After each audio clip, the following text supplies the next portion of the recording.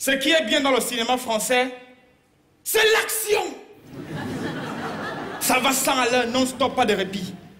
Début du film. Gros plan sur un champ de blé. On regarde. Le film a commencé. À peine le film commence, l'action lance, 100 à l'heure, non-stop, pas de répit. Le vent souffle sur le champ de blé. On regarde. Suivez attentivement, sinon vous n'allez pas comprendre le reste du film. Et là, on aperçoit quelque chose au loin qui avance dans le champ de blé. Qu'est-ce que c'est? Mais qu'est-ce que c'est? Oui, un tracteur! Mon Dieu, c'est un tracteur! Il avance! Dans le champ de blé, avec le vent qui souffle sur le blé. Il avance jusqu'à traverser le champ de la caméra. Ça, c'est de l'action. Oui, je sais, ça va très vite, hein? Mais accrochez-vous, parce que l'action continue toujours 100 à l'heure, pas de répit. On filme l'acteur qui dort. Il dort, on le filme, on regarde.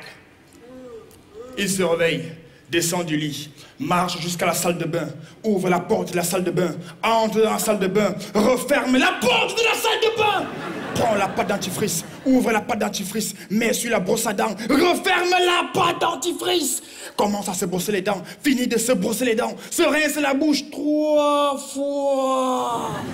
Va sous la douche, commence à se doucher, continue de se doucher, finit de se doucher. Quitte sous la douche, s'habille, ouvre la porte de la salle de bain, sort de la salle de bain, referme la porte de la salle de bain, va dans la cuisine prendre son petit déjeuner avant d'aller rejoindre l'autre dans le champ de blé.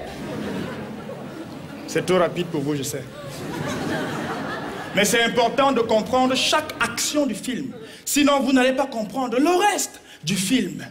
Et l'action ne s'arrête pas. Cette fois, on filme l'actrice qui est en train de se réveiller. Elle se réveille, descend du lit, toute nue, et elle marche dans son appartement. On la filme. On la filme. On la filme. Vous devez savoir une chose, hein. Dans le cinéma français, le nu, c'est quelque chose de spécial.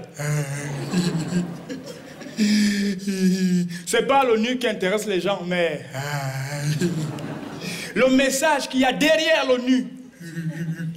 L'actrice aurait pu s'habiller, mettre un peignoir ou un truc de ce genre, mais ça allait tuer le message.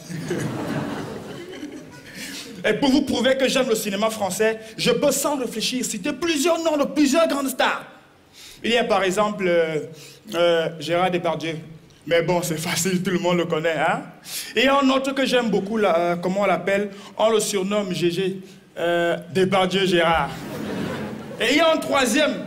Bon, il ne joue pas dans beaucoup de films, hein, juste 95% des films français. Gérard Depardieu. Franchement, j'adore le cinéma français.